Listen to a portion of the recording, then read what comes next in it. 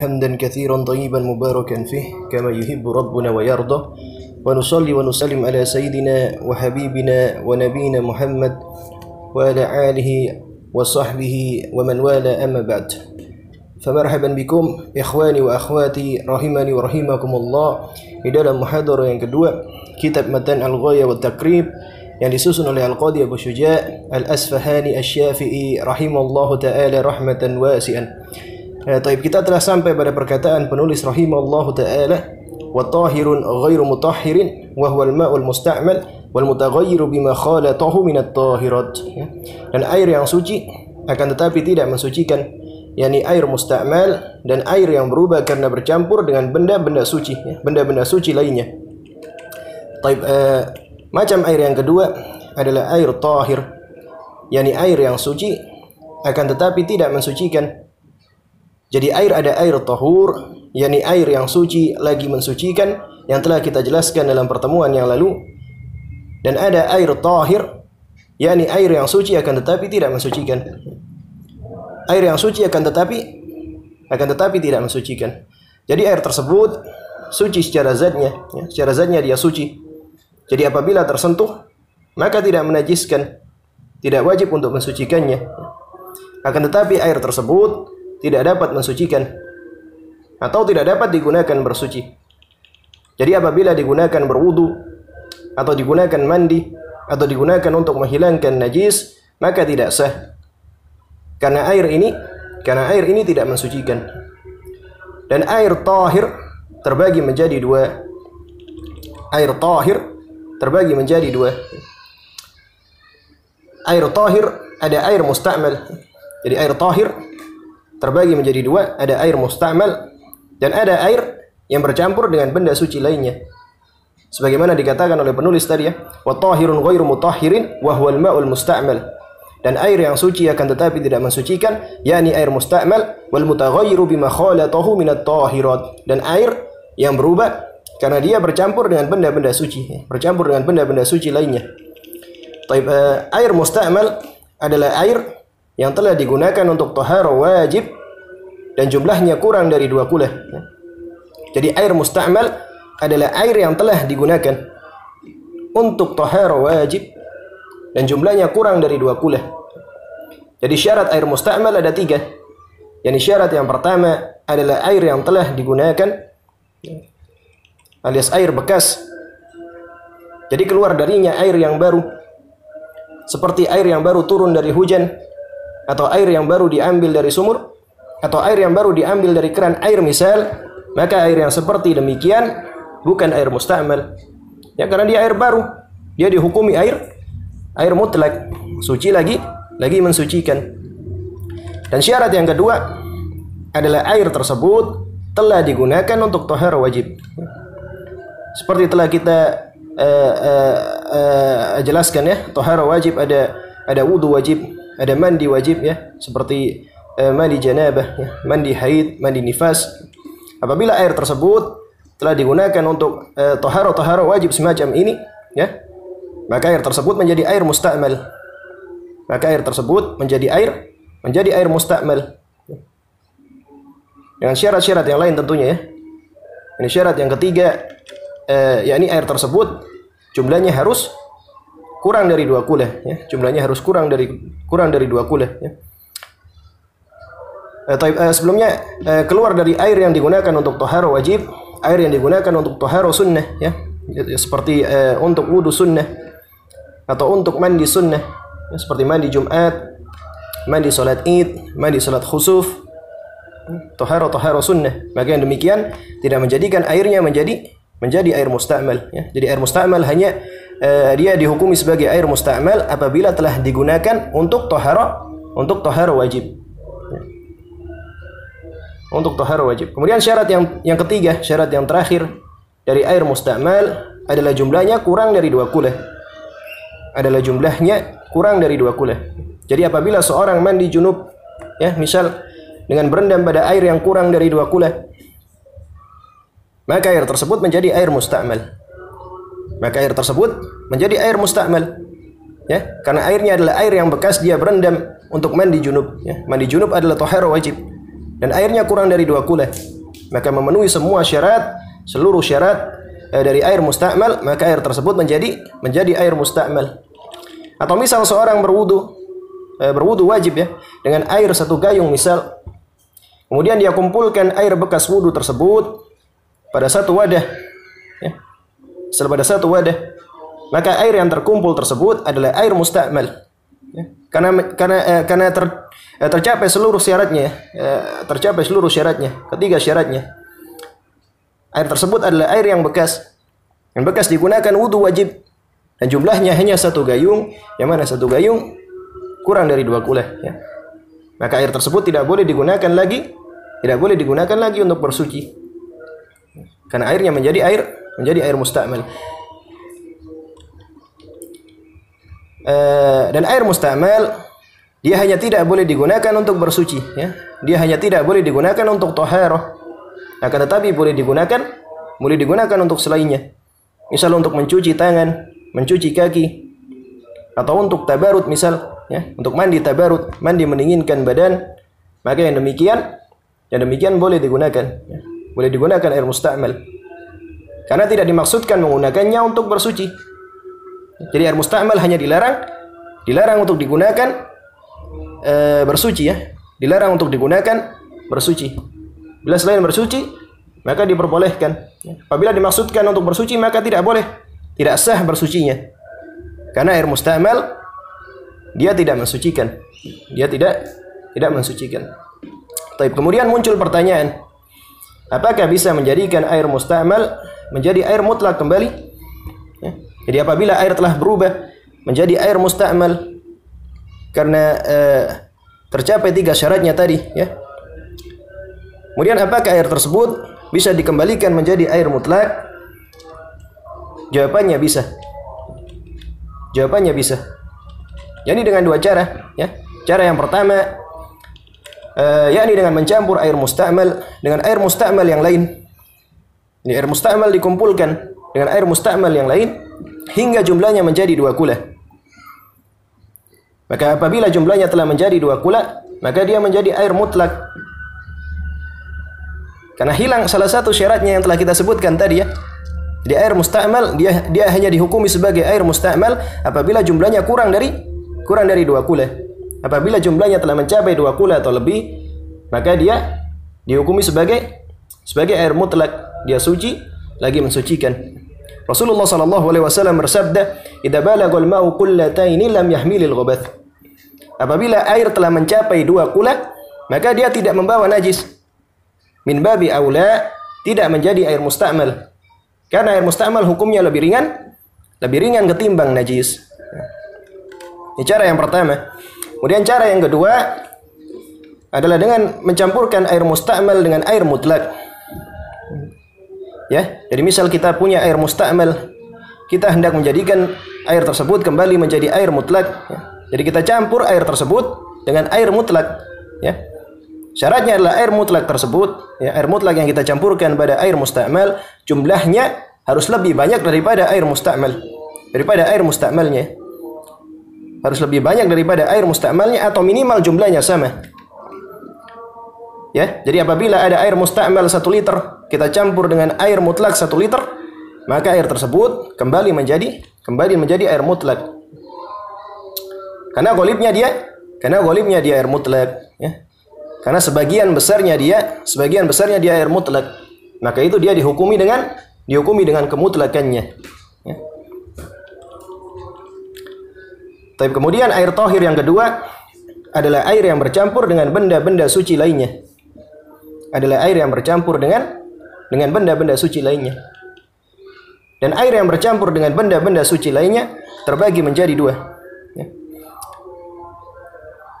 Jadi air tahir terbagi menjadi 2. Ada air mustakmal, ada air yang bercampur dengan benda-benda suci lainnya. Ya. Air yang bercampur dengan benda-benda suci lainnya terbagi menjadi 2. Ya, yang pertama air mukhalid dan yang kedua air mujawir.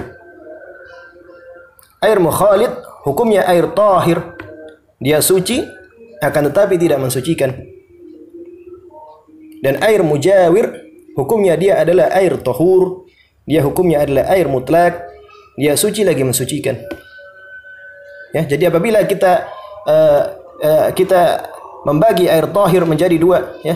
Apabila kita berkata air tahir terbagi menjadi dua, air musta'mal dan air yang bercampur dengan benda-benda suci lainnya, maka yang dimaksud dengan air yang bercampur dengan benda-benda suci lainnya adalah air mukhalid, bukan air mujawir, ya. Bukan air mujawir.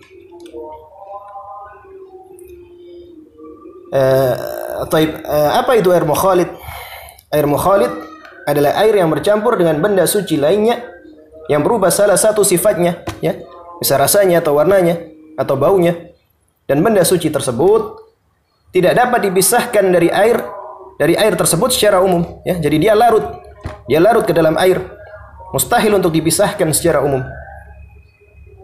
Misal seperti kopi, ya, seperti air kopi atau air teh atau air perasan jeruk misal, ya, air jus atau air perasan bunga dan yang semacamnya, ya.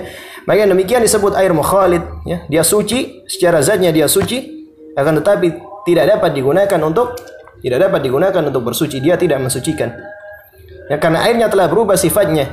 Air kopi sifatnya telah berubah, bahkan ketiga sifatnya, ini berubah rasanya, berubah baunya, berubah warnanya, ya. Dan di samping dia telah berubah sifatnya, benda suci yang bercampur dengannya tidak bisa dipisahkan dari air tersebut. Secara umum sulit memisahkan antara kopi yang telah larut di dalam air dengan airnya, ya. Maka yang demikian dikatakan sebagai air mukhalid. Hilang kemutlakannya. Kita sebut air kopi, ya. Dia ada takyid lazim sebagaimana telah kita jelaskan di muhadharah sebelumnya, ya. Dia ada takyid lazim, ada idhofah lazim yang tidak boleh dihilangkan, ya. Maka yang demikian adalah air yang suci akan tapi tidak mensucikan, ya. Air tahir. Bukan air mutlak lagi, ya. Dan hukumnya suci akan tetapi tidak mensucikan, ya. Hatta meskipun jumlahnya lebih dari 2 kula. Hatta meskipun jumlahnya lebih dari 2 kula. Kemudian air yang bercampur dengan benda suci lainnya yang kedua adalah air mujawir. Air mujawir adalah air yang bercampur dengan benda suci lainnya yang mana benda suci tersebut dapat dipisahkan dengan air tersebut meskipun berubah salah satu sifatnya, selama benda tersebut tidak bercampur dengan air atau tidak larut dengan air, ya, maka dihukumi air tersebut sebagai air mujawir.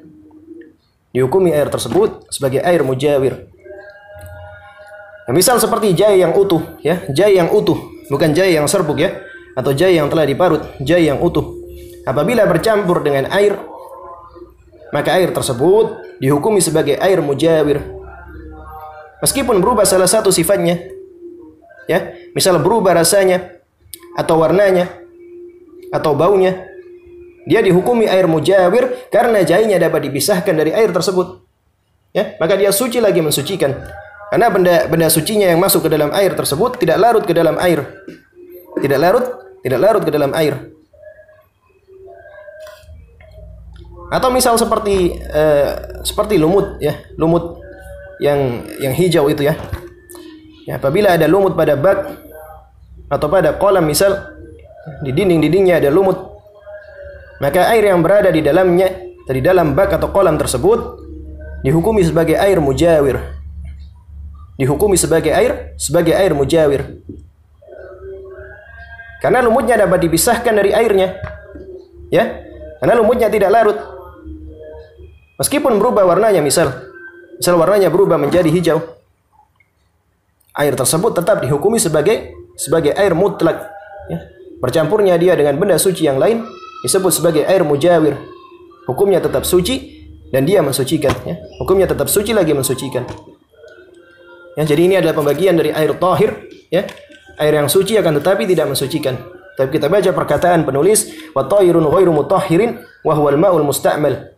Ya, dan air yang suci akan tetapi tidak mensucikan, yakni air musta'mal, telah kita jelaskan tadi syarat air dikatakan sebagai air musta'mal ada 3. Ya, yakni yang pertama air tersebut adalah air yang telah digunakan. Yang kedua air tersebut digunakan untuk tahar wajib, dan yang ketiga jumlahnya kurang dari 2 kula. Dan air musta'mal dapat dijadikan kembali menjadi air mutlak dengan dua cara. Yang pertama, apabila air musta'malnya dikumpulkan hingga jumlahnya menjadi 2 kula. Dan yang kedua, apabila dicampur dengan air mutlak yang jumlahnya lebih banyak atau minimal sama. Yang jumlahnya lebih banyak atau minimal sama. Taib wal mutaghayyiru bima khalatahu minat tahirat. Dan air yang berubah karena bercampur dengan benda-benda suci lainnya. Dan air yang berubah karena bercampur dengan benda-benda suci lainnya. Yang Syekh maksud di sini, air yang berubah karena bercampur dengan benda-benda suci lainnya adalah air mukhalid. Ya, karena air mujawir tetap dihukumi sebagai air tahur, sebagai air mutlak. Taib, kemudian penulis berkata, wa ma'un najisun wa huwa alladhi halat fihi an-najasah wa huwa duna al-kullataini aw kana al-kullatani fataghayyar wal kullatani wa ma'un najisun wa huwa alladhi halat fihi an-najasah wa huwa duna al-kullataini aw kana kullataini fataghayyar wal kullatani 500 ridlin bil Baghdadi takriban fil asah. Dan air najis, yakni air yang terkena najis dan jumlahnya kurang dari 2 kula. Atau jumlahnya 2 kula akan tetapi berubah sifatnya. Dan 2 kula kurang lebih adalah 500 rital Baghdad menurut pendapat yang paling sahih. Taib, ikhwani fillah wa akhwati rahimani wa rahimakumullah, macam air yang ketiga atau macam air yang terakhir dari 3 pembagian air adalah air najis. Adalah air najis. Dan air najis terbagi menjadi 2. Ya. Air yang sedikit dan air yang banyak. Jadi air terbagi menjadi 3 ya. Air secara keseluruhan terbagi menjadi 3 ya. Yang pertama adalah air tahur, dan air tahur terbagi menjadi 2, yakni air tahur yang tidak makruh, yang sebagaimana yang telah kita jelaskan ya, yang disebut dengan air mutlak, dan air tahur yang makruh ya, yakni air musyammas dan air musyaddid, atau air yang terlampau panas atau terlampau dingin. Kemudian yang kedua adalah air tahir, dan air tahir terbagi menjadi 2, yakni air musta'mal dan air mukhalid, air yang bercampur dengan benda-benda suci lainnya yang larut ke dalam air tersebut ya. Kemudian yang ketiga adalah air najis, dan air najis terbagi menjadi 2, yakni air yang sedikit dan air yang banyak. Taib, air yang sedikit adalah air yang jumlahnya kurang dari 2 kula. Dan 2 kula adalah kurang lebih dengan ukuran sekarang ya, jumlahnya kurang lebih adalah sekitar 217 liter. Jadi 2 kula dengan ukuran sekarang adalah kurang lebih 217 liter. Air yang sedikit menjadi najis hanya dengan bertemu dengan najis. Apabila air sedikit bertemu atau bersentuhan dengan najis, maka otomatis air tersebut menjadi air najis. Meskipun tidak berubah warnanya, tidak berubah rasanya, atau tidak berubah baunya. Ya, apabila dia bertemu begitu saja dengan najis, maka otomatis dia menjadi najis. Dan ini adalah pendapat jumhur, ya, yakni pendapat dari madhab Hanafi, madhab Syafi'i, madhab Hambali, ya. Kecuali madhab Maliki, mereka berpendapat bahasanya air yang sedikit tidak berubah kecuali berubah rasa, warna atau baunya. Ya. Air yang sedikit apabila terkena najis, dia tidak menjadi air najis kecuali apabila berubah salah satu sifatnya. Ya. Ini adalah pendapat dari madhab Imam Malik rahimallahu taala. Ya. Tapi dan dikecualikan dari air yang sedikit apabila dia terkena najis yang ma'fu, ya. Apabila dia terkena najis yang ma'fu, maka dia tidak menjadi air yang najis. Misal najis yang ma'fu adalah bangkai hewan yang kecil, ya, bangkai hewan yang kecil yang tidak mengalir darah di dalam tubuhnya atau mengalir darah akan tapi sedikit sekali, ya. Maka apabila dia terjatuh ke dalam air, ya, apabila air terkena bangkai tersebut, maka air tersebut meskipun jumlahnya sedikit tidak menjadi air yang najis. Sebutkan oleh para fuqaha hewan-hewan bangkai-bangkai hewan-hewan yang tidak mengalir darahnya, ya, atau yang mengalir darahnya akan tapi sedikit sekali, sebutkan oleh para fuqaha misal seperti lalat, ya, atau nyamuk atau kumbang, ya. Kemudian cicak, kelelawar, ya, dan lain sebagainya.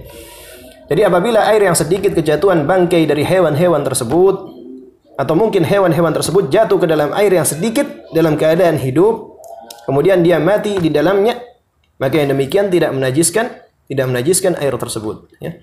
Rasulullah sallallahu alaihi wasallam bersabda di dalam Sahih Bukhari dan Muslim, "Idza waqa'a dubabu fi ina'i ahadikum falyaqmis." Ya.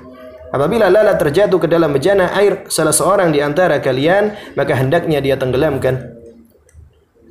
Ya, konsekuensi dari ditenggelamkannya lalat ke dalam air adalah lalat tersebut mati di dalam air. Ya, maka dari hadis ini diambil hukum bahasanya air yang sedikit apabila terjatuh lalat atau hewan yang semacamnya ke dalamnya dan lalat tersebut mati, ya, mati di dalam air tersebut, maka air tersebut tidak najis, akan tetapi dengan dua syarat. Ya, akan tetapi dengan dua syarat. Yang pertama, sifat air di dalamnya tidak berubah karena bangkai hewan tersebut. Ya, jadi apabila sifat airnya berubah karena bangkai hewan tersebut, yang misal lalatnya tidak satu yang jatuh, lalatnya yang jatuh ada banyak misal, ya, kemudian airnya berubah rasanya atau baunya karena bangkai lalat tersebut, maka air tersebut menjadi najis. Syarat yang pertama. Syarat yang kedua, bangkai hewan tersebut tidak dimasukkan ke dalam air dengan sengaja. Ya. Jadi jatuh dengan sendirinya. Hewannya jatuh dengan sendirinya. Tidak dilempar oleh seorang mukallaf, ya.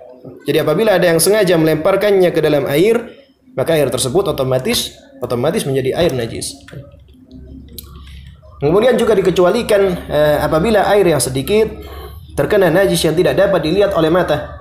Ya. Seperti cipratan air kencing yang tidak terlihat oleh mata, atau najis yang ada di kaki hewan misal, ya, hewan seperti lalat atau semut, ya, atau lain sebagainya yang tidak terlihat oleh mata, maka apabila air yang sedikit tersebut terkena najis yang demikian, maka dimaafu, ya, maka dia dimaafkan dan dihukumi sebagai air yang suci, ya. Tapi ini macam air najis yang pertama, ya, yakni air yang sedikit. Kemudian macam air najis yang kedua adalah air yang banyak, ya, adalah air yang banyak. Maka hukum air yang banyak apabila terkena najis, maka air tersebut tidak lantas menjadi najis, tidak lantas menjadi air najis, kecuali apabila berubah sifatnya karena najis, ya. Misal berubah rasanya, atau berubah warnanya, atau berubah baunya. Jadi apabila berubah rasa, warna atau baunya karena najis, maka ia menjadi air najis. Maka dia menjadi air najis. Yang misal ada air di kolam, ya, yang jumlahnya banyak, 2 kula lebih, ya. Air dalam kolam banyak sekali, ya, misal 10 kula, 20 kula. Kemudian terjatuh di dalamnya bangkai tikus misal, ya. Maka dilihat apabila air tersebut berubah sifatnya karena bangkai tikus tersebut, seperti misal berubah baunya, atau berubah warnanya, ya, atau berubah rasanya, maka air tersebut menjadi air najis. Apabila tidak berubah, maka tidak menjadi air najis, ya. Atau misal ada air di kolam yang jumlahnya banyak, ya, jumlahnya 10 kula atau 20 kula misal, ya, kemudian kemasukan najis darah misal, ya, maka dilihat apabila berubah sifatnya, misal airnya berubah warnanya karena darah, ya, menjadi merah karena darah, maka air tersebut menjadi air najis, ya. Apabila tidak berubah, ya, tidak berubah warnanya, ya, darahnya larut misal, dia tidak berubah warnanya, tidak berubah rasanya, dan tidak berubah baunya, maka airnya tidak najis. Baik, kemudian muncul pertanyaan, apakah air yang najis bisa disucikan, ya? Ini dirubah menjadi air yang suci lagi mensucikan, seperti yang kita bahas di dalam air mustamal tadi? Jawabannya bisa, ya. Caranya kita lihat, apabila airnya sedikit dan sifatnya tidak berubah, maka dicampur dengan air yang suci, atau dicampur dengan air mustamal, atau dicampur dengan air najis, atau dicampur dengan air najis lainnya yang juga tidak berubah sifatnya, ya, hingga jumlahnya menjadi 2 kula. Maka apabila jumlahnya menjadi 2 kula dan tidak ada sifat najisnya, ya, sifat airnya tidak berubah menjadi sifat najis, maka air tersebut menjadi suci, ya, maka air tersebut menjadi suci. Namun apabila air najisnya berubah sifatnya karena najis, maka dapat dirubah dengan 3 cara, ya, dapat dirubah dengan 3 cara. Yang pertama, ditambah pada air tersebut dengan air suci, ya, hingga hilang sifat najisnya. dan jumlahnya harus lebih dari 2 kula, ya. Jumlahnya harus 2 kula atau lebih. Maka apabila telah hilang sifat najisnya dan jumlahnya 2 kula atau lebih, maka air tersebut menjadi air yang suci. Maka air tersebut menjadi air yang suci.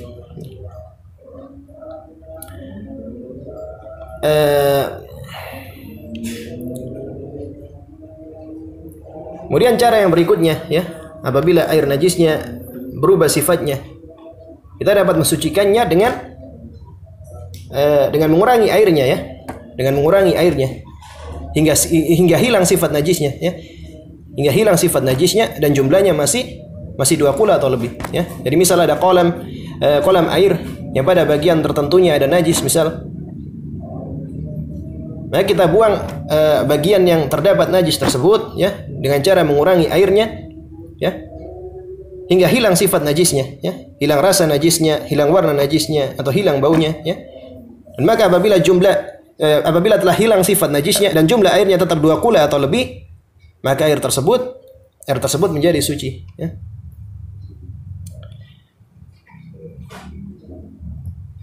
Ini cara yang kedua, ya. Cara yang kedua untuk menjadikan air yang najis yang berubah sifatnya kembali menjadi air mutlak, ya. Kemudian ada cara yang ketiga, ya. Cara yang terakhir.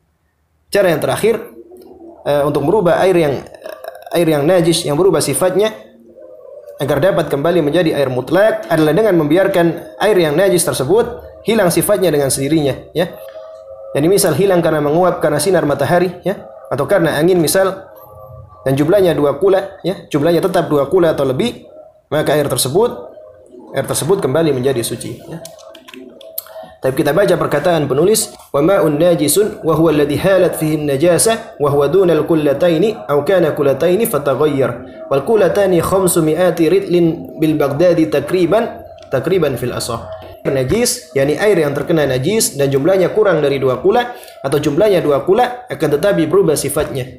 Dan 2 kula kurang lebih adalah 500 ritel Baghdad menurut pendapat yang paling sahih. Atau kurang lebih 217 liter dengan ukuran sekarang, ya, sebagaimana yang telah kita sampaikan tadi. Ya, kemudian penulis berkata, faslun fi dzikri syai'in min al-a'yanil mutanajjisah wa ma yadhuru minha bid-dibaghi wa ma la yadhur, ya. Insyaallah akan kita bahas pada pertemuan berikutnya.